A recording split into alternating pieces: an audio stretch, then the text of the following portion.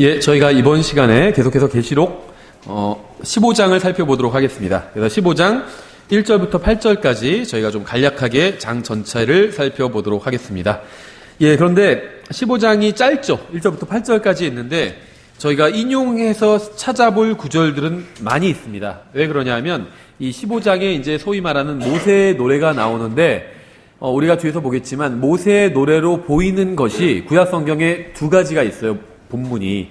하나는 신명기 32장이고 하나는 출애굽기 15장에 있습니다. 그래서 이 두 본문을 저희가 한번 다 또 찾아서 읽어보도록 하겠습니다.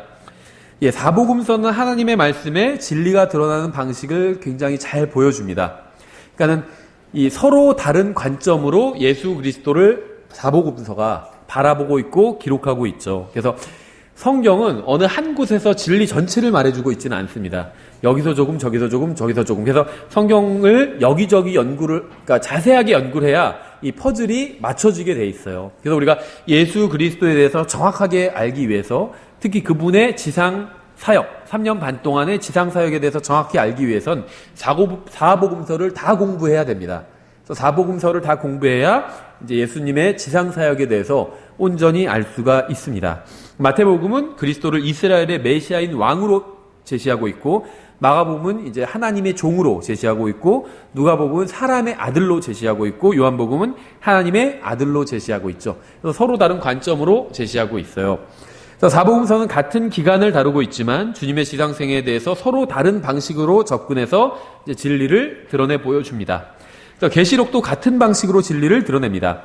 7번째 인의 심판과 또 7번째 나팔의 심판은 같은 시기에 내려지는 서로 다른 심판을 보여줌으로써 이제 대환란의 전체 모습을 이제 잘 드러내 보여줍니다.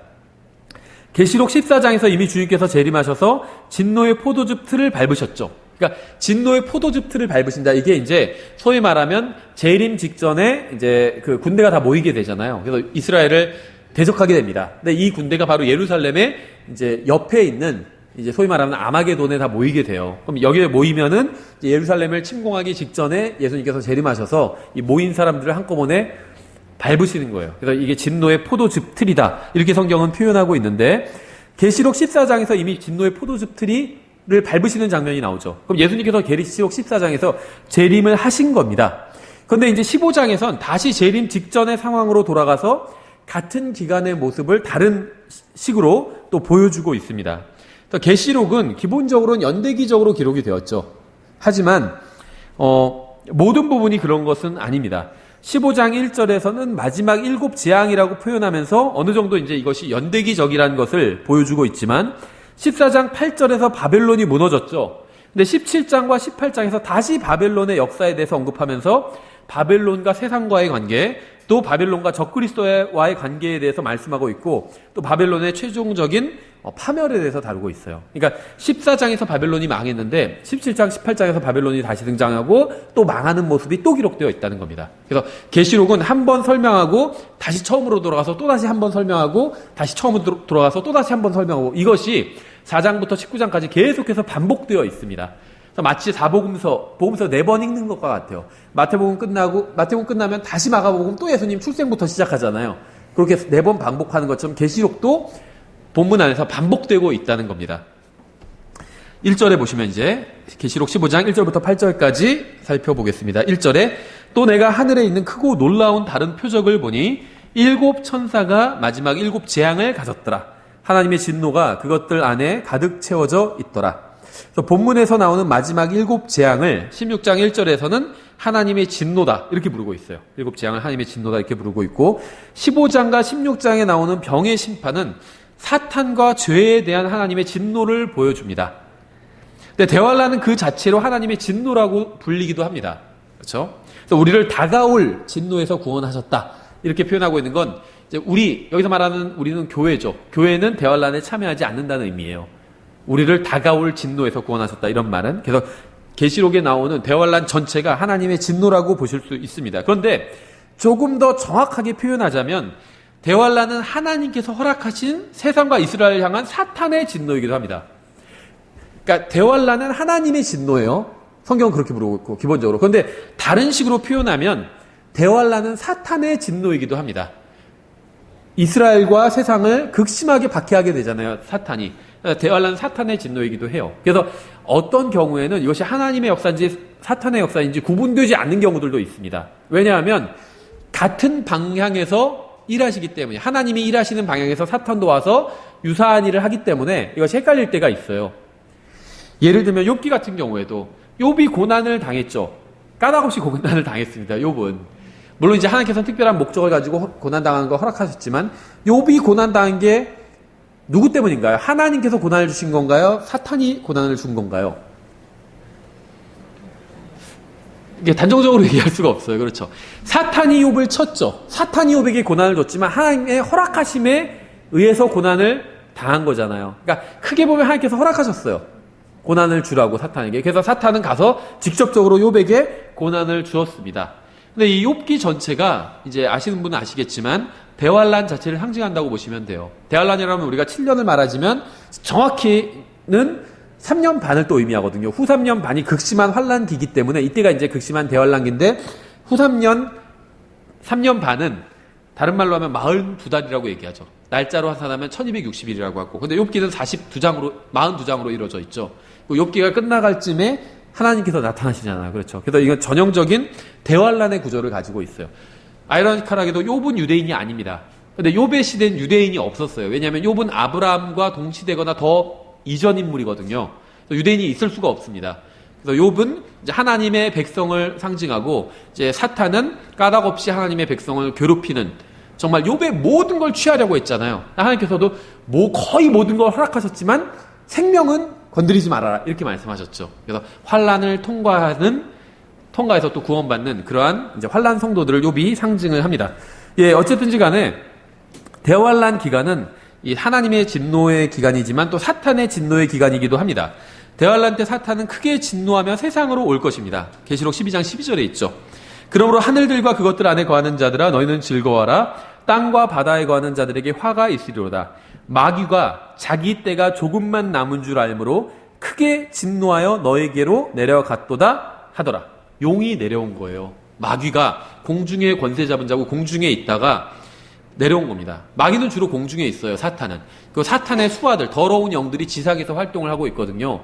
그래서 사탄은 심지어 하나님의 왕자 앞에도 나아갔죠. 욥기를 보면 공중에서 활동을 합니다. 하나님의 왕자는 공중에 있잖아요. 셋째 하늘에. 그래서 공중에서 활동을 하다가 이제는 쫓겨났습니다. 그래서 마귀가 굉장히 불쾌한 상태예요. 기분이 나쁘고. 그래서 이제 굉장히 화난 상태로 지상으로 내려오게 되고, 지상에 있는 사람들, 특히 이스라엘에게 자신의 진노를 쏟아붓게 됩니다. 네, 그런데 이러한 모든 것도 다 하나님께서 허락하셨다는 거죠. 그렇죠.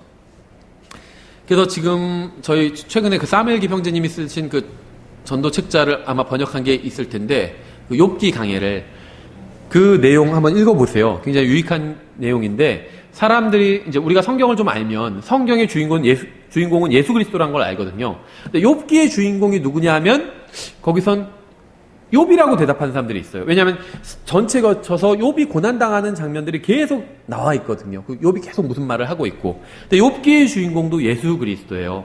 왜냐하면 욥은 훌륭한 사람이었지만 그럼에도 불구하고 마귀가 공격했을 때 여지없이 무너지고 말았습니다. 그렇죠. 그래서 하나님을 끝없이 원망하게 됩니다. 그렇죠? 그럼 하나님께서 욥기를 통해서 무엇을 보여주시려고 하셨냐? 인간은 마귀와 대적할 수 없이 나약한 존재지만 하나님은 강하시다는 거예요. 그래서 계속 마귀, 리워야단에 대해서 말씀하시면서, 어떤 사람들은 이 리워야단이 공룡이다 이렇게 얘기하지만, 아니, 공룡이 아니라, 공룡이라 얘기하는 사람은 좀 차라리 건전해요. 어떤 사람들은 아예 공룡도 아니고 하마다 이렇게 얘기하는 사람도 있어요. 그런데 그 하마가 아니라 마귀입니다. 리워야단은. 그래서 가장 강력하게 창조되었고, 하나님께서는 욥에게 리워야단을 봐라. 네가 지금 날 원망하고 있는데 내가 아니라 너는 마귀만 봐도 굉장히 두려워할 거고 네가 대적할 수 없다는 걸 깨닫게 될 거다. 그런데 나는 이 마귀도 능히 제어할 수 있다. 이걸 사실 욥기를 통해서 보여주시는 거거든요. 그래서 사무엘기 목사님은 어떻게 묘사했냐면, 마치 세 장, 뭐 좋은 일은 아니지만 세 장의 새가 있어요. 그런데 그 새를 만약에 꼬챙이 같은 걸로 찔러요. 어린아이가 장난으로. 그럼 새는 굉장히 괴롭겠죠. 그러니까 새는 그 어린아이 앞에서 무력합니다. 꼬챙이로 막 찌르는.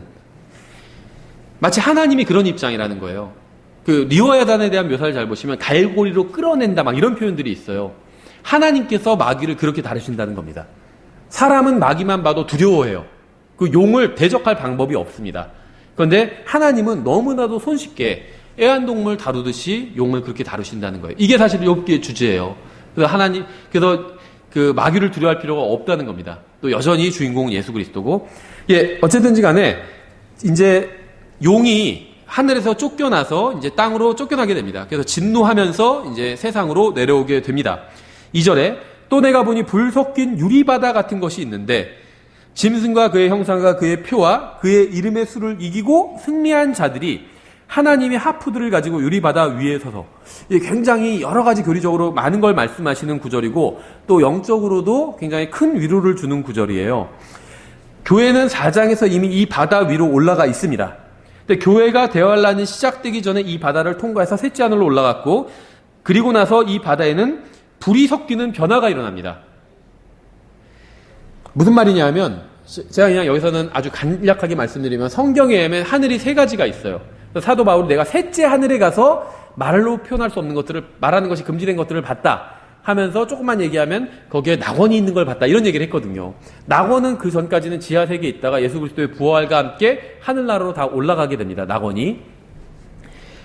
그런데 그래서 땅이 있고 새들이 날아다니는 첫째 하늘이 있고 우주가 둘째 하늘이에요.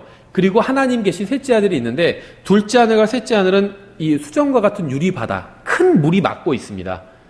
그래서 둘째 하늘과 셋째 하늘이 물리적으로 이걸 막는 그 역할을 하고, 이 수정과 같은 유리바다가. 그런데 보면은 여기서 유리바다에 불이 섞여 있다고 얘기하고 있어요. 그래서 이것이 수정과 같은 유리바다고 바다인데 불이 있습니다. 유황불이. 그래서 소돔과 고모라에 유황불이 비처럼 내렸죠. 이게 어디서 나온 것일까요? 하나님의 왕자로부터 나온 거예요. 이 수정과 같은 유리바다는 하나님의 왕자 앞에 있거든요. 그래서 이 수정과 같은 유리바다는 인간과 하나님 물리적으로 분리시켜주는 도구일 뿐만 아니라 하나님의 무기로 사용이 돼요. 그래서 여기에 불이 섞여 있어서 이 불이 하나님께서 심판하실 때 불을 내리시는 겁니다. 그러면 이제 소돔과 고모라도 그런 방식으로 심판을 하셨어요. 그리고 아마도, 추측인데, 아마도 이제 예수님께서 재림하실 때 낙원이 함께 지상으로 내려오게 됩니다. 그럼 이제 셋째 하늘은 비어있게 돼요. 하나님께서 내려오시니까, 친히 내려오셔서 사람들과 함께 거하게 되시잖아요. 지금은 하나님은 하늘에 계시거든요. 근데 나중에 실제 내려오시게 돼요. 그럼 셋째 하늘이 비게 됩니다. 근데 하나님이 예수 그리스도께서 새 하늘과 새 땅에선 태양이 되시잖아요. 그래서 해가 더 이상 없다고 하고 있잖아요, 성경은. 그래서 예수님께서 내려오시면 첫째 하늘과 둘째 하늘이 빛으로 가득 차게 됩니다. 그 셋째 하늘이 어둡게 돼요. 그런데 셋째 하늘을, 그러니까 둘째 하늘을 막고 있는 유리바다에는 유황이 섞여 있죠. 그래서 이제 어떤 분은 여기가 바로 바깥 흑암이라고 이렇게 얘기를 합니다. 바깥 흑암. 다시 말하면 불호수예요. 불호수. 호수긴 호수인데 불이 있어요. 그래서 수정과 같은 유리바다인데 불이 섞여 있어요. 그래서 이것이 분명히 이제 영원한 심판의 도구로 사용이 될 것으로 보입니다. 예. 그런데 교회가 올라갈 때는 불이 섞였단 말이 안 써 있어요. 그냥 수정과 같은 유리바다라고 했는데, 이제는 이제 심판에 대해서 말씀하시면서 불이 섞인 유리바다 같다, 이렇게 또 표현하고 있습니다. 시편 73편을 보시면 이 시편은 환난 성도들의 마음을 굉장히 잘 보여주는 시편입니다. 그래서 시편 73편을 간략하게 살펴보면 지금 환난에 대한 이 문맥과 마저 떨어져요. 시편 73편 한번 펴보시면, 한번 제가 빠르게 읽어보겠습니다. 시편 73편 1절에 진실로 하나님은 이스라엘에게 곧 마음이 깨끗한 자에게 선하시도다. 이스라엘이 나오죠. 대환란 때 다시 회복이 됩니다, 이스라엘이. 그런데 상태가 지금 마음이 깨끗한 상태예요, 이스라엘이. 뭔가 좀 하나님께 돌아온 상태죠. 그러나 나로 말하건대 내 발은 거의 지나갈 뻔하였고 내 걸음은 미끄러질 뻔하였으니. 지금 이 화자도 이스라엘 사람이거든요. 이 시편 73편의 화자도. 그런데 거의 미끄러질 뻔했대요. 큰일 날 뻔했다는 거죠. 환난 성도들은 짐승의 표를 받도록 유혹을 받습니다. 생각해 보세요. 환난 증인들, 14만 4천의 환난 증인들은 하나님의 인을 받았죠. 그래서 보호를 받습니다, 특별한. 근데 환난 성도들은 인을 받지 못해요. 인을 받은 사람들이 아니에요. 그런데 인을 받지 못하면 짐승의 표를 받아야 상거래를 할 수 있거든요. 그래서 이 사람들은 나중에는 이제 페트라 지역으로 도망치게 됩니다. 천혜의 요소로. 그럼 하나님께서 거기서 이제 그 만나를 내려주시고 다시 반석에서 물이 나오게 하셔서 그 환란 기간 중에 이제 환란 성도들을 보호하시게 되는데, 환란 성도들 중에는 이제 그러니까 짐승의 표를 받지 않는 사람들이 환란 성도들이 돼요. 근데 이 사람들 중에는 짐승의 표를 받도록 유혹을 느끼는 사람들이 있겠죠. 내가 짐승의 표만 받으면 그냥 편하게 살 수 있는데 유혹을 느끼겠죠. 그래서 지금 이 화자가 자기가 거의 미끄러질 뻔했다고 이렇게 간증하고 있어요. 3절에 이는 내가 사악한 자들의 번영을 보고 어리석은 자들을 부러워하였기 때문이라. 사악한 자, 어리석은 자 같은 자들이거든요. 근데 사악한 자들 누굴까요? 짐승의 표를 받은 사람들이에요. 짐승을 따르는 사람들, 사악한 자들을 보고 부러워했대요. 그러니까 전형적인 대환란 상황이에요. 대환란 때 하나님의 말씀을 경건하게 지키고자 하는 자는 더 큰 박해를 받을 겁니다. 그리고 적그리스도를 따르는, 짐승을 따르는 사람들은 번영하는 것처럼 보일 거예요. 그래서 그걸 보고 성도들이 부러운 마음이 들 수도 있겠죠. 그래서 시편 73편이 환란 성도들의 심정을 가장 잘 보여주는 시편이에요. 4절 그들은 죽을 때에도 조이는 끈이 없고 오히려 힘이 강건하며. 장례식 막 성대하게 치르고 괜찮게 죽는 것 같아요. 근데 환란 성도들의 죽음은 어떻죠? 한마디로 표현이 적절하지 않을지 모르지만 개죽음 당하게 되는 거죠. 환란 성도들, 또 환란 증인들의 대표가 두 증인이잖아요. 근데 계시록에 보니까 두 증인의 목이 잘려서 길거리에 그냥 내팽개쳐져요. 몸이 3일 반 동안. 그런데 적그리스도를 따르는 사람들의 죽음은 오히려 괜찮아 보여요. 그렇죠? 그래서 짐승의 표를 받은 사람들이 형통하는 것으로 보입니다. 5절에 다른 사람들 같이 고난 중에 있지도 아니하고 다른 사람들 같이 재앙을 당하지도 아니하나니. 짐승의 표를 안 받으면 재앙을 당한 것 같은데 상거래 할 수가 없으니까. 그래서 짐승과의 연합으로 인해서 표를 받은 사람들은 대환란을 잘 통과하는 것처럼 보이기도 합니다. 일면 6절 그러므로 교만이 사슬처럼 그들을 두르고 폭력이 옷처럼 그들을 감싸는도다. 교만은 전형적인 마귀의 특징이죠. 폭력이란 건 아마도 환란 성도들을 박해하는 것과 관련이 있겠죠. 그래서 예를 들면 환란 성도들을 박해하는 건 적그리스도와 그의 군대일 텐데, 환란 그 짐승의 표를 받은 사람들은 그 적그리스도에게 표를 주겠죠. 국민 투표하면 지지하고, 우리가 받은 이 표를 받지 않는 저 사람들을 박해하는데 뭐 찬성하는 사람 투표하시면 막 투표하겠죠, 다. 그래서 그게 이제 폭력과 아마도 관계가 있을 겁니다. 그 교만이란 건 마귀의 전형적인 특징이에요. 그 모든 죄의 특징은 교만입니다. 교만이에요. 우리가 예수님을 신뢰하지 않는, 우리는 예수님을 믿고 구원받았습니다. 근데 하나님의 말씀대로 살지 않죠. 이유가 많이 있겠지만 가장 큰 이유는 교만이에요. 하나님의 말씀대로 하는 것보다 내 생각하는 대로 하는 게 더 나을 것 같아. 이게 교만이거든요. 내가 하나님보다 더 똑똑하다는 거예요. 하나님의 말씀을 보니까 이대로 하면 손해날 것 같아. 장사도 잘 안 될 것 같고, 정직하게 하고, 그렇죠. 하나님 앞에서 하는 것 같이 하고, 또 주님 섬기듯이 그렇게 섬기고, 예를 들면, 그럼 굉장히 어리석을 것 같아요. 주인이 안 볼 때 좀 농땡이도 치고, 한마디로. 그래야지 더 잘할 것 같은데, 나한테 이득일 것 같은데, 주인이 없을 때도 하나님께서 보시는 것처럼 정직하게 일한다. 손해날 것 같아. 그거는 좀 하나님께서 센스가 없는 거지 하면서 나처럼 놀 땐 놀고, 주인 안 볼 땐 적당히 하고, 또 삥땅도 치고, 이게 낫는 거죠. 이렇게 생각한다는 거예요. 이게 교만이에요. 교만. 그래서 이게 적그리스도, 마귀의 특징이고, 마귀를 따르는 사람들의 특징이고, 마귀를 따르는 옛 본성의 특징입니다. 7절에 그들의 눈은 기름져서 솟아오르고 그들이 가진 것은 마음이 원하는 것보다 더 많으며. 그러니까 짐승의 표를 받은 자들은 대환란 기간 중에 일시적으로 형통하는 것처럼 보일 것입니다.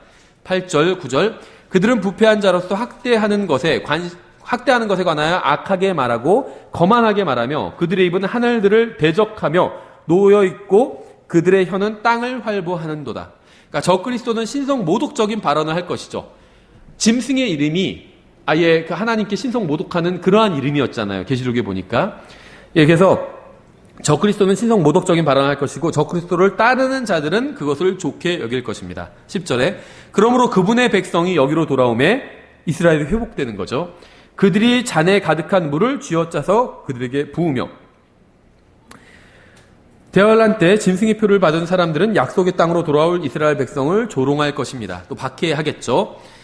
11절 말하기를 하나님이 어찌하시느냐 지극히 높으신 이에게 지식이 있느냐 하는도다. 그러니까 대환란 때 사람들은 하나님에 대해서 잘못된 생각을 가질 것입니다. 하나님께서 자신들의 죄를 알지도 못하시고 심판하지도 않으실 것이고 그분에게는 지식이 없다고 생각할 거예요. 하나님이 어찌하니? 내가 좀 죄를 짓는다 해도 하나님이 어찌 알겠느냐? 그렇게 말한다는 거예요. 그렇죠? 12절 보라 이들은 경건치 아니한 자들이로되 세상에서 형통하며 재물을 불리는 도다. 적그리스도를 따르는 자들은 경건치 않은 자들이지만 세상에서 일시적으로 형통하면서 재물을 불리게 될 겁니다. 13절 내가 내 마음을 깨끗하게 하며 내 손을 무죄함 속에서 씻은 것이 참으로 헛되니. 그러니까 극심한 고통으로 인해서 환난 성도들도 짐승의 표에 대한 유혹을 받을 거예요. 내가 주님의 말씀으로 내 마음을 씻고 내가 주님의 뜻대로 옳게 사는 게 이게 헛된 거 아닌가? 이렇게 회의가 든다는 겁니다. 우리도 마찬가지죠. 내가 하나님의 말씀대로 이렇게 사는 게 이게 정말 잘하는 건가? 회의가 들 때가 있다는 거예요. 환난 성도들이 하나님의 뜻을 어기고 적그리스도를 따르고 짐승의 표를 받는 사람들이 형통하는 걸 보고 회의를 느끼는 거예요. 그런데 14절 내가 종일토록 재앙을 당하며 아침마다 징계를 당하였도다. 그러니까 적그리스도는 환난 성도들에게 그들이 하나님을 신뢰하지만 계속 고난 중에 있지 않느냐고 말하면서 이제 주님을 떠나 자신과 연합하라고 유혹할 겁니다. 봐라, 너희가 하나님의 뜻대로 하지만 종일토록 재앙을 당하지 않냐? 더 고생 많이 하지 않냐? 너 교회 다닌다고 하지만 일이 더 잘 안 되지 않냐? 교회 안 다니는 사람들이 더 잘 되지 않냐? 이렇게 적그리스도가 조롱하면서 유혹을 할 겁니다. 15절에 내가 만일 이르기를 내가 이렇게 말이라 하면 보소서 내가 주의 자녀들의 세대를 향하여 죄를 지으리이다. 그러니까 성도들 간의 교제는 서로에게 힘을 주죠. 그래서 본문이 말하는 세대는 이제 환난 성도들을 의미한다고 보시면 됩니다. 그래서 이런 식으로 자기가 유혹을 당하면서 잘못된 말을 하면 자기가 그건 죄를 짓는 거다 이렇게 고백하고 있어요. 16절 내가 이것을 알려고 생각한즉 그것이 내게 너무 심한 아픔이 되었는데 새로운 출생과 성령님의 내주하심이 아니고서는 하나님을 제대로 알 수 없습니다. 그러니까 환난 성도들이 극심한 고통 가운데서 왜 자신들이 이렇게 고통을 당하는지 하나님의 말씀을 믿는데 굉장히 그 이유를 알려고 하고 노력하겠지만 알 수 없을 거예요. 그래서 생각을 하고 막 그런데 그것이 오히려 이제 고통이 될 겁니다. 17절 하나님의 성소에 들어갔을 때야 비로소 그들의 종말을 내가 깨달았나이다. 이제 화자는 짐승의 표를 받은 사람들의 종말을 이해하게 됩니다. 앞에서는 부러워했죠. 그래서 짐승의 표를 받은 사람들을 대환란 때 일시적으로 형통하는 것 같지만 이제는 하나님의 성소에 들어갔어요. 성소에 들어갔는데 하나님을 만난다는 거거든요. 하나님을 만났더니 그 사람들의 종말이 보인 거예요. 알게 된 겁니다. 18절 분명히 주께서 그들을 미끄러운 곳에 두시며 그들을 던지사 파멸에 이르게 하셨나이다. 하나님께서는 짐승의 표를 받은 사람들을 파멸시키시려고 그들에게 표를 해 두셨습니다. 미끄러운 곳에 두셨다. 넘어지게 된다는 거죠. 19절 그들이 어찌 그리 순식간에 황폐하게 되었나이까. 그들이 두려움으로 완전히 소멸되었나이다.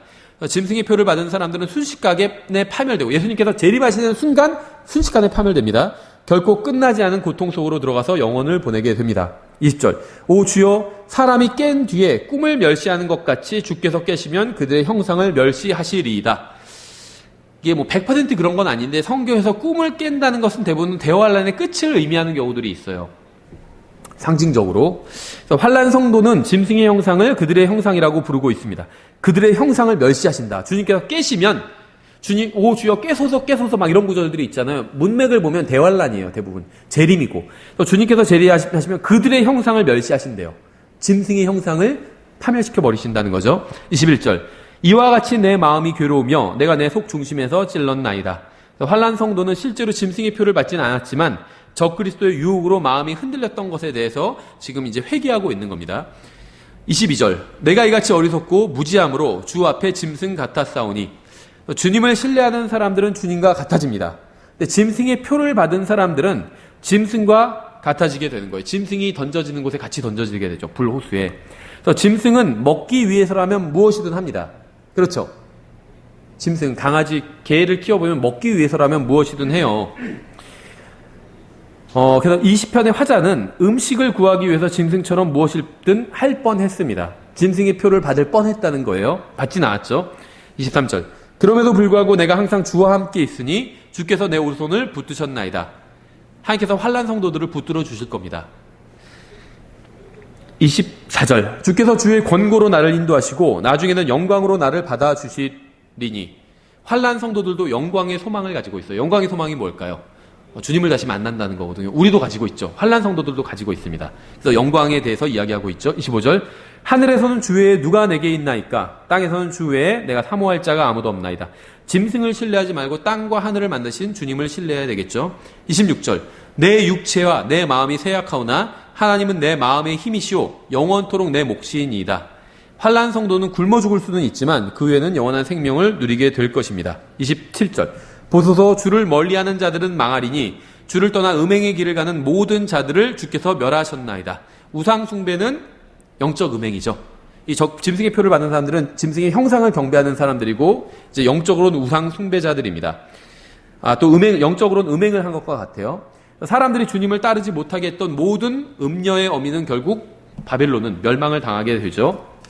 28절 오직 하나님께 가까이 나아감이 내게 좋사오니 내가 주 하나님을 신뢰하였으므로 주께서 행하신 모든 일을 밝히 보이리이다. 그래서 환난 성도들도 주님을 신뢰해서 구원을 받게 됩니다. 그렇죠. 예, 그래서 이 시편 73편이 환난 성도들의 마음을 가장 잘 보여주고 있기 때문에 제가 한번 읽어봤습니다. 다시 계시록 15장으로 돌아와서 2절에 또 내가 보니 불 섞인 유리바다 같은 것이 있는데 짐승과 그의 형상과 그의 표와 그의 이름의 수를 이기고 승리한 자들이 하나님의 하프들을 가지고 유리바다 위에 서서 이제 관점의 한번 변화를 우리가 주목해 볼 필요가 있어요. 환난 성도들이 고난당하고 짐승으로부터 박해를 당하며 죽임을 당할 때 인간의 관점에선 짐승이 승리하는 것처럼 보였습니다. 그래서 그렇죠.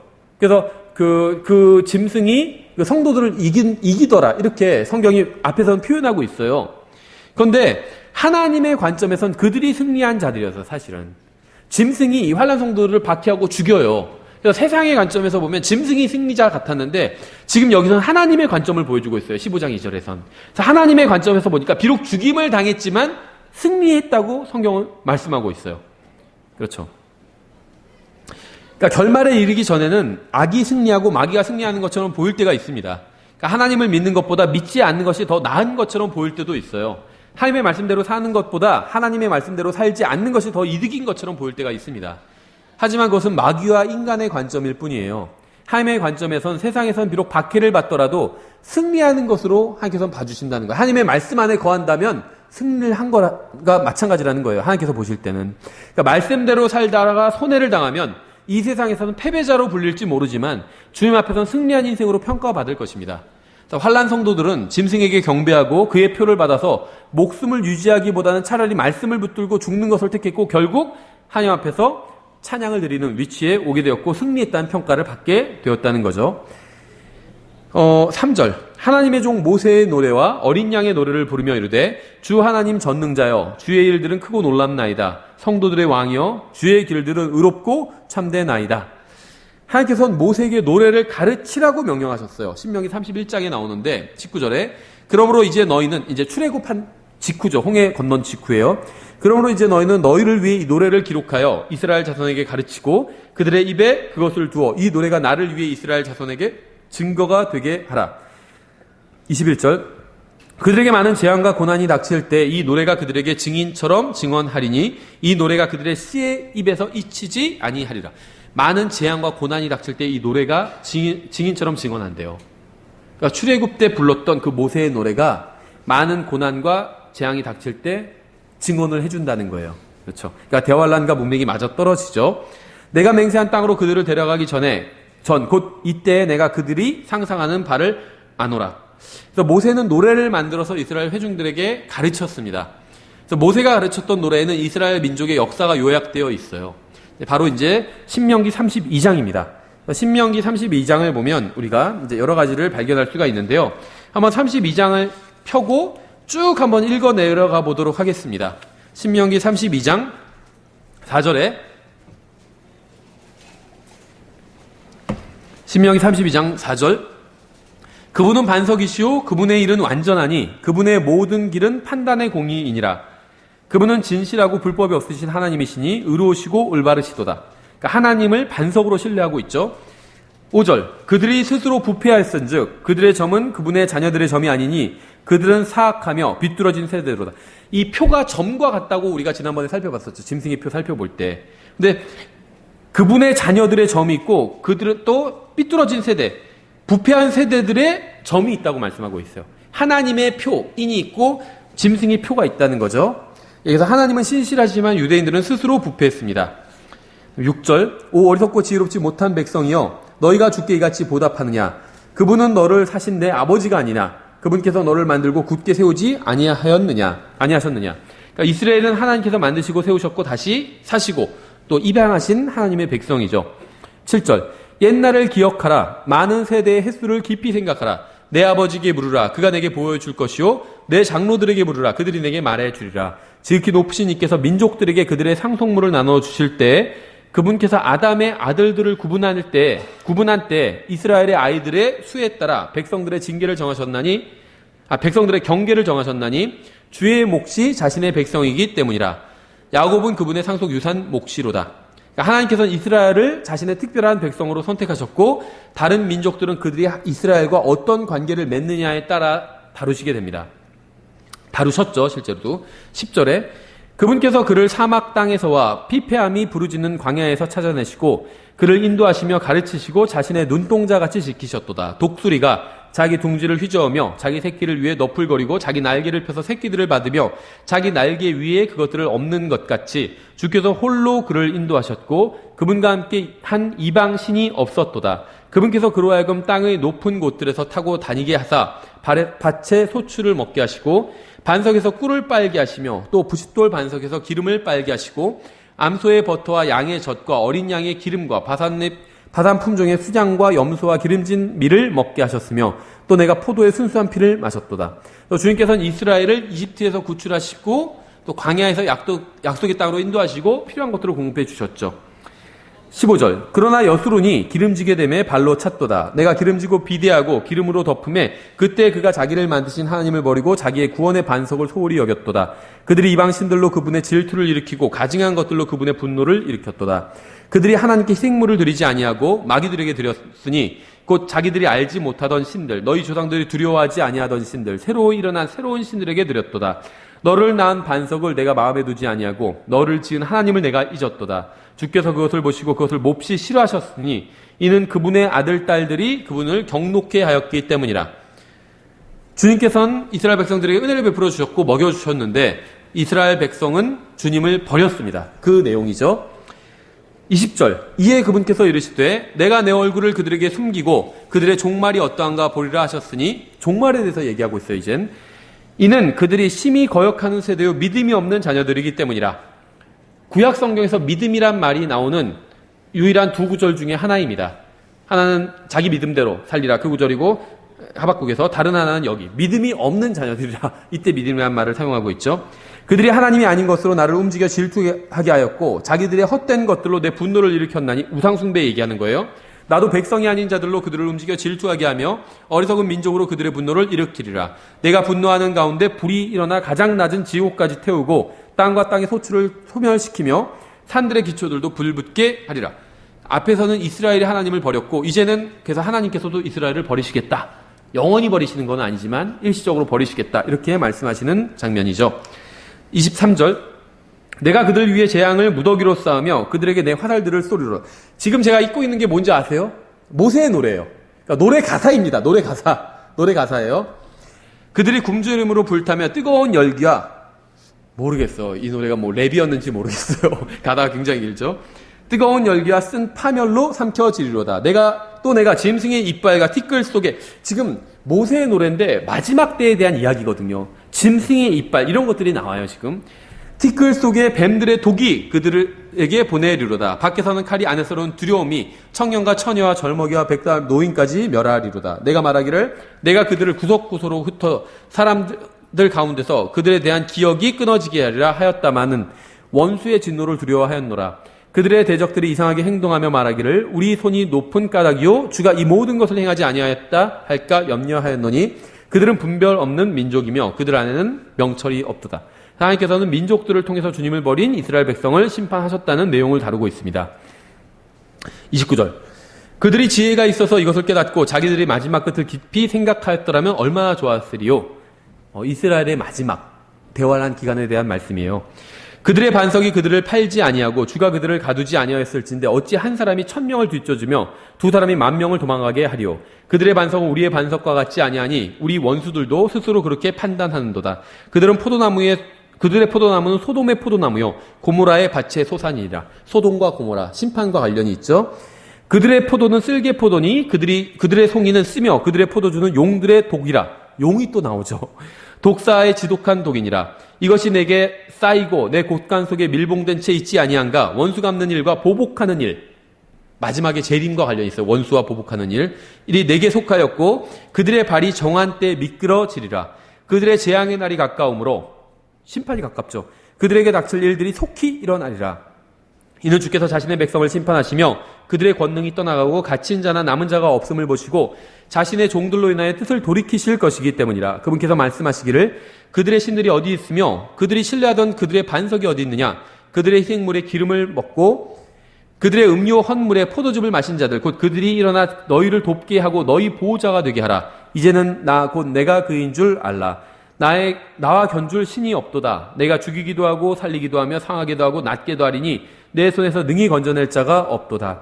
내가 하늘을 향해 내 손을 들고 말하기를 나는 영원히 사노라 하노니 내가 나의 번쩍이는 칼을 갈며 내 손에 심판을 쥐고 내 원수들에게 보복하며 나를 미워하는 자들에게 보응하리라. 내가 내 화살들로 하여금 피에 취하게 하고 내 칼로 하여금 고기를 삼키게 하리니 곧 그 원수에게 복수하기 시작한 때부터 죽임당한 자들과 포로된 자들의 피에 취하게 하리라 하시리로다.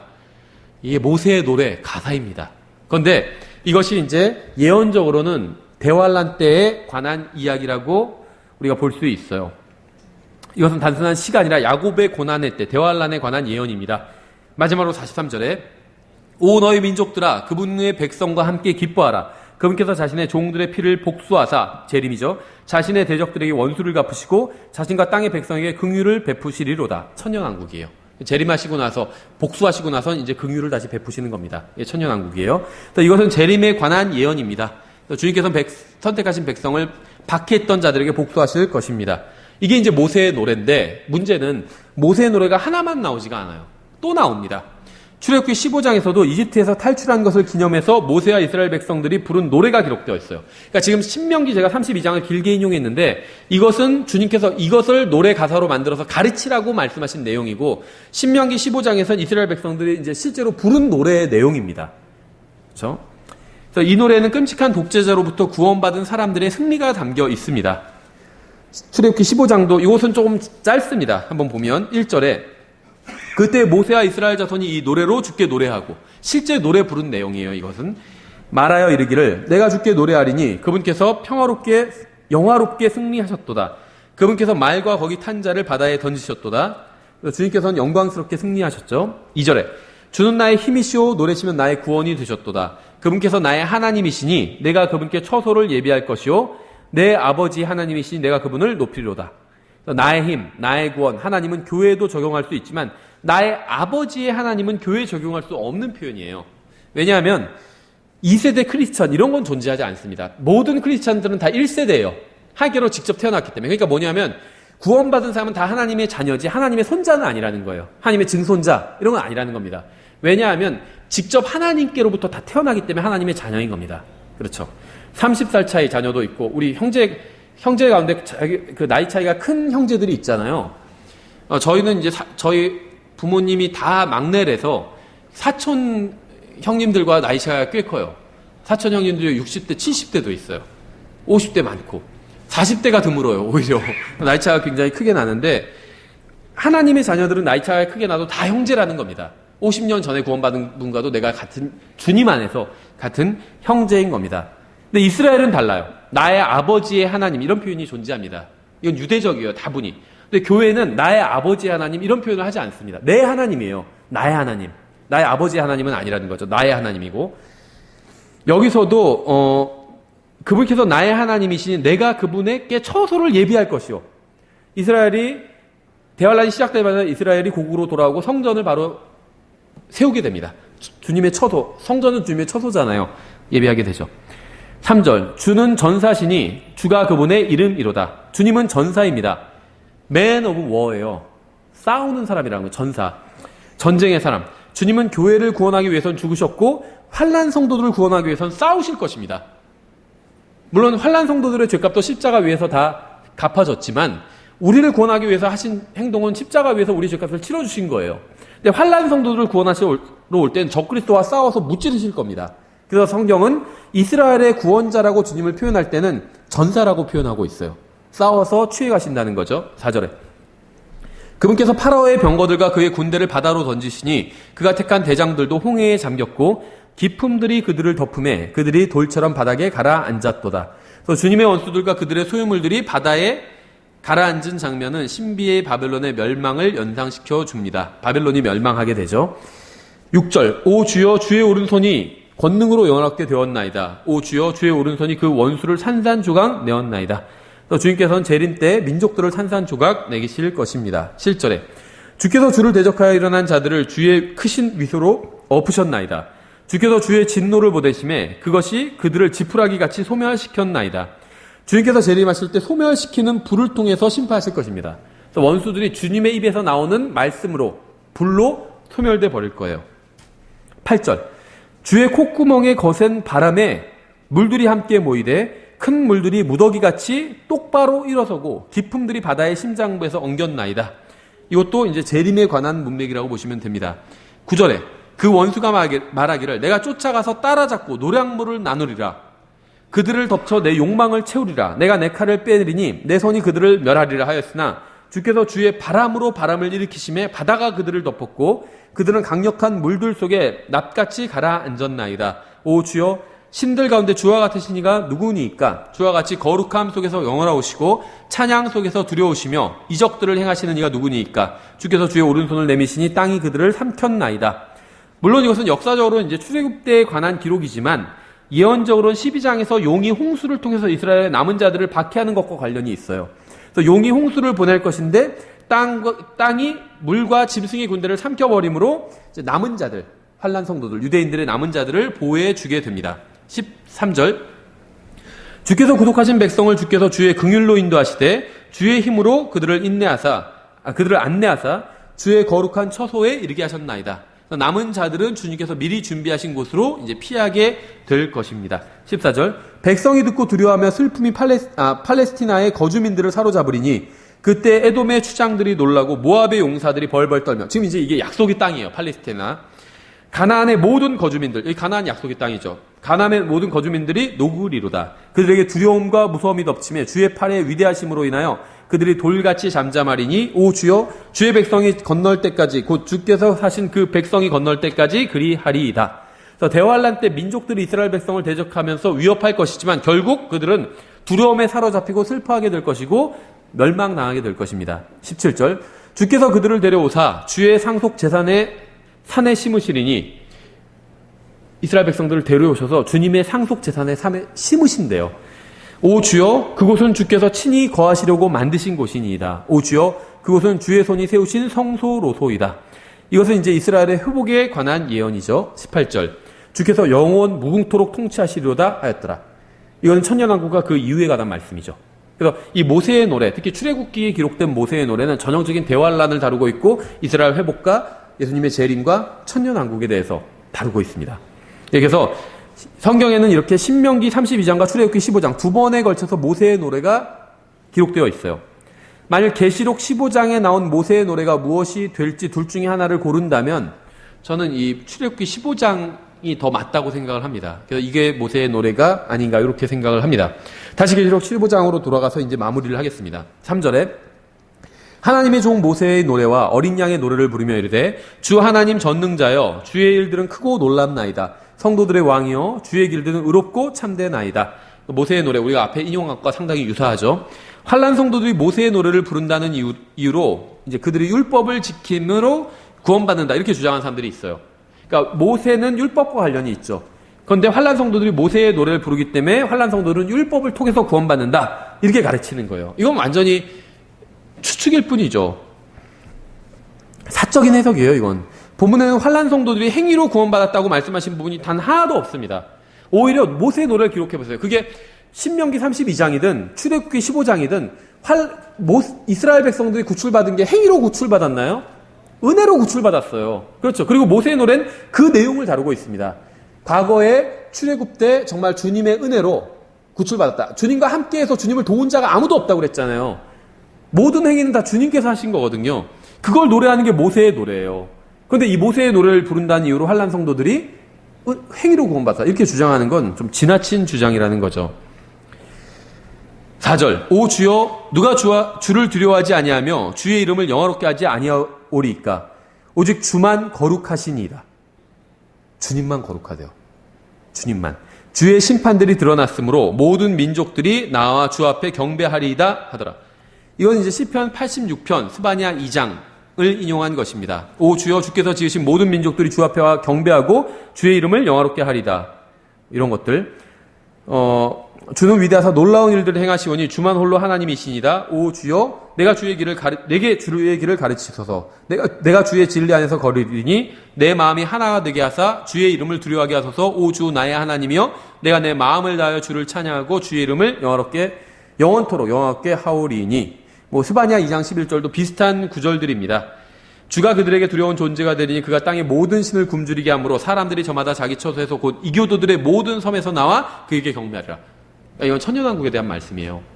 모든 이방인들이 이제는 자기들의 재림 이후잖아요. 자기들의 헛된 신들을 버리고 다 주님께 경배하러 나오게 된다는 겁니다. 그래서 주님께서 재림하신 후에는 모든 민족이 주님께 나와서 경배를 하고 또 주님을 섬길 것입니다.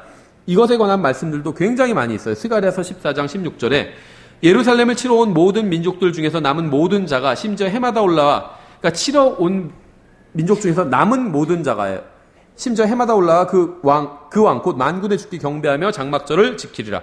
그러니까 이제 그 재림 때 살아남은 민족들인 거예요. 이 민족들이 나중에 천년왕국 때는 주님께 올라와서 주님을 경배하면서 유대인들의 절기를 지키게 된다는 겁니다. 땅의 모든 가족들 중에서 모든 민족을 말하는 거예요. 누구든지 그 왕 곧 만군의 주께 경배하러 예루살렘에 올라오려 하지 아니하면 바로 그들에게 그분께서 비를 내리지 아니하실 터인지. 그러니까 어떤 민족이 천년왕국 시대에는 주님께 경배하러 예루살렘으로 오지 않으면 그 민족의 이 거주하는 지역에 비를 내리지 않으신다는 겁니다. 천년왕국에 대한 내용이에요. 이사야서 2장에도 나와 있어요. 마지막 날들의 주의 집에 산들의 꼭대기에 굳게 세워지며, 이사야서 2장 2절에 작은 산들 위로 높여지리니 모든 민족들이 그곳으로 흘러 들리라. 많은 백성이 가며 이르되 너희는 오라. 우리가 주의 산에 오르고 야곱의 하나님의 집에 이르자. 천년왕국이요. 지금 배경이. 그분께서 자신의 길을 우리에게 가르치실 터인즉 우리가 그분의 행로들로 걸으리라 하리니 이는 법이 시온에서 나아가며 주의 말씀이 예루살렘부터 나아갈 것이기 때문이라. 천년왕국 구절입니다. 그가 민족들 가운데서 심판하며 많은 백성들을 꾸짖으리니, 재림이에요. 그들이 자기들의 칼을 쳐서 보습을 만들고, 재림 이후에 무기가 사라진다는 겁니다. 자기들의 창을 쳐서 가지치는 낫을 만들리라. 이게 유엔 본부 앞에 이사야의 돌이란 돌 아래 이게 쓰여 있죠. 민족이 민족을 치려고 칼을 들지 아니하고 그들이 다시는 전쟁을 배우지 아니하리라. 그런데 이게 주님께서 재림하신다는 앞에 구절은 쏙 빼버리고 요것만 인용해 놨어요. 칼을 쳐서 보습을 만들고 하면서 다시는 전쟁을 연습하지 아니하리라. 이렇게 해놨습니다. 근데 사실은 앞에 구절이 주님께서 재림하시면이에요. 근데 유엔 본문은 주님 없이 자기들이 그렇게 해보겠다는 거고, 성경은 불가능하다는 겁니다. 그건 주님께서 재림하셔야 전쟁이 사라진다는 겁니다. 시편 100편도 천년왕국 이후에 관한 예언이에요. 그래서 이건 나중에 한번 읽어보시고, 특이한 표현이 오직 주만 거룩하시다고 말씀하고 있습니다. 아버지 하나님은 거룩하신 하나님이죠. 요한복음 17장 11절에 나와요. 거룩하신 아버지요, 이렇게 말씀하고 있죠. 근데 또 성경은 아들 하나님도 거룩한 하나님이라고 말씀하고 있어요. 마귀들이 예수님을 봤을 때 그렇게 얘기했죠. 나는 당신이 누구신지는 아노니 하나님의 거룩하신 이이다, 이렇게 고백하고 있죠. 그리고 또 사도행전에서도 너희가 거룩하신 분, 곧 의로우신 분을 부인하고 살인자를 너희에게 달라고 간구하여, 예수님이 얘기하고 있죠. 예수님 말고 바라바를 달라고 했잖아요, 군중들이. 성령 하나님도 거룩하신 하나님이에요. 에베소서 4장 30절에 나오죠. 하나님의 거룩한 영을 슬프게 하지 말라, 이렇게 말씀하고 있죠. 그래서 성경은 주만이 거룩한 하나님이다, 이렇게 말씀하고 있고, 아버지 하나님, 아들 하나님, 성령 하나님이 다 거룩하시다, 이렇게 말씀하고 있어요. 그런데 또 무엇이 거룩하다고 말씀하고 있는지 아세요? 우리가 아까 살펴보면 하나님의 거룩한 천사들 얘기도 나왔죠.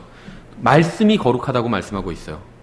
로마서 1장 2절에 이 복음은 그분께서 자신의 대언자들을 통하여 거룩한 성경 기록들에 미리 약속하신 것으로, 성경이 거룩하다고 말씀하고 있죠.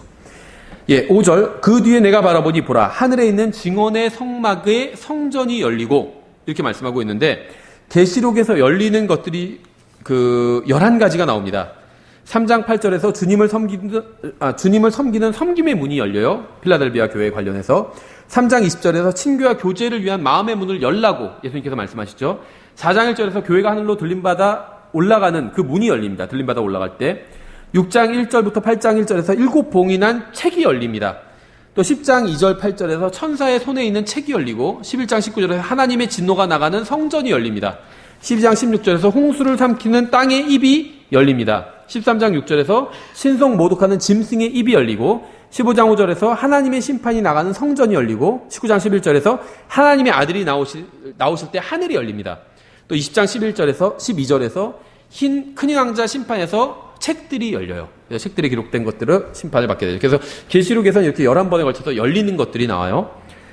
하늘에 있는 증언의 성막의 성전이 열리고 이렇게 표현하고 있는데 4장 1절에서 하늘에 있는 문이 열리고 11장 19절에서 하늘에 있는 하나님의 성전이 열립니다. 이제 증언의 성막의 성전이 열려요. 이곳은 하나님께서 계신 가장 거룩한 곳으로 하늘나라 그 자체라고 볼 수가 있습니다. 그래서 증언의 성막과 증언궤는 모두 그리스도와 밀접한 관련이 있어요. 예수님을 상징하고 있는 것이고, 셋째 하늘에 있는 하나님의 성막은 새 하늘과 새 땅에서는 이 세상에 그러니까 셋째 하늘에 있는 하나님의 성막이 새 하늘과 새 땅에서는 이 세상에 있을 것이고 하나님께서 영원히 사람들과 함께 하실 것입니다. 그러니까 여기서 말하는 성막은요, 성전과 성막은 지상에 있는 성막과 성전이 아닙니다. 하늘에 있는 성막과 성전이에요. 계시록 21장 3절에서 내가 하늘에서 나는 큰 음성을 들었는데 이르되 보라 하나님의 성막이 사람들과 함께 있고 그분께서 그들과 함께 거하시리라. 그들은 그분의 백성이 되고 하나님께서는 친히 그들과 함께 계셔서 그들의 하나님이 되시리라. 그래서 하나님의 성막이 셋째 하늘에 있는데 이것이 새 하늘과 새 땅에선 이 지상에 있게 된다고 말씀하고 있습니다. 6절에 다시 계시록 15장 6절 7절에 일곱 재앙을 가진 일곱 천사가 그 성전에서 나오는데 그들은 순결하며 흰 아마포 옷을 입고 가슴에 금띠를 띠었더라. 네 짐승들 중에 하나가 영원 무궁토록 살아계시는 하나님의 진노를 가득히 담은 일곱 금병을 일곱 천사에게 주니라. 그래서 이 네 짐승 중에 하나라는 건 적그리스도가 아니라 이거는 이제 하나님의 왕자 주위에 있는 그룹들을 말하는 거죠. 일곱 인과 일곱 나팔은 왕자에서 나왔는데 일곱 금병은 성전에서 나옵니다. 그러니까 계시록에서는 일곱 인 심판, 일곱 나팔 심판, 그 다음에 일곱 금병 심판이 있는데 좀 나오는 곳이 약간 다르다는 거예요. 그래서 주님께서는 금병의 심판을 통해서 이제 성도들의 원수를 갚아주실 겁니다. 이게 마지막 재앙이라고 성경에서 말씀하고 있죠. 8절 그 성전이 하나님의 영광과 그분의 권능으로부터 나오는 연기로 가득 차매 일곱 천사의 일곱 재앙이 이루어질 때까지는 아무도 능히 그 성전에 들어가지 못하더라. 그래서 주님의 영광이 가득 찬 성전들이 이제 성경에 5가지가 나오는데 첫 번째는 성막이에요. 성전 이전에 주님께서 거하시던 곳이죠. 땅에. 출애굽기 40장에 나오고 그 다음에 이제 역대하 5장에 나오는 지상에 있는 성전입니다. 여기서도 영광이 가득 찼었죠. 그 다음에 사도행전 2장에 나오는 성령님께서 거하시는 성전, 즉 믿는 사람들의 몸이죠. 그 다음에 네 번째는 천년왕국 성전에도 영광이 가득하다고 에스겔서 43장, 47장에서 말씀하고 있습니다. 그리고 이제 하늘에 있는 성전, 이 계시록 15장 8절에서 말씀하고 있는 이 성전에도 영광이 가득하다. 이렇게 말씀하고 있습니다. 그래서 저희가 계시록 지금 15장을 좀 빠르게 살펴봤는데 이것도 제가 정리해서 강해로 낼 겁니다. 아마 올해 말쯤에 나오게 될 것 같아요. 지금 절반 정도 한 거거든요. 저희가 절반 정도 했어요. 그래서 올해 말쯤 나오니까 얘기를 듣는데 지금 무슨 얘기인지 하나도 모르겠다 해도 상관이 없습니다. 그냥 그런가 보다 하시면 돼요. 그러면 나중에는 계속 그 책으로 나오면 이제 자세히 하나하나 관련 구절을 찾아보실 수 있습니다. 제가 지금 관련 구절이 너무 많아서 인용하지 않은 것들도 많거든요. 이것들도 다 지금 글로는 기록을 해놨습니다. 예, 그래서 저희가 이렇게 간단히 보고 기도하고 찬양하고 마치겠습니다. 기도하겠습니다. 하나님 아버지, 저희가 앞으로 일어날 일들에 대해서 간략하게 살펴봤습니다. 저희가 정말 주님의 진노에 참여하지 않는다는 이 사실로 인해서 감사드립니다. 정말 단순히 예수님을 믿는다는 그 이유 하나만으로 다가올 진노로부터 저희를 구원해 주셔서 감사드립니다. 그러나 주님, 저희가 한편으로는 저희는 이 대환란에 참여하지 않지만 저희가 아는 많은 사람들이 이 대환란에 참여할 수 있다는 사실을 알고 있습니다. 지금 저희가 정말 그 사람들에게도 복음을 전해서 그들도 대환란에 참여하지 않고 정말 주님께서 공중으로 오실 때 들림받아 올라가 주님과 만날 수 있도록 주님 또 도와주시기 원합니다. 저희들이 담대하게 주님의 진리를 전하고 특히 구원받지 못한 사람들에게 복음을 전할 수 있도록 저희들에게 용기와 또 주님의 말씀으로부터는 지혜를 주시기 원합니다. 주님 또한 저희가 일주일 동안 나가서 이 세상에서 사는 가운데에서도 항상 주님과 동행하고 또 주님의 말씀대로 살 수 있도록 주님께서 저희들을 가르쳐 주시고 인도해 주시고 저희 안에서 역사해 주시기 원합니다. 예수님의 이름으로 기도드렸습니다. 아멘. 다 같이 344장 주님께 찬양 드리고 오후 성경 공부 마치겠습니다.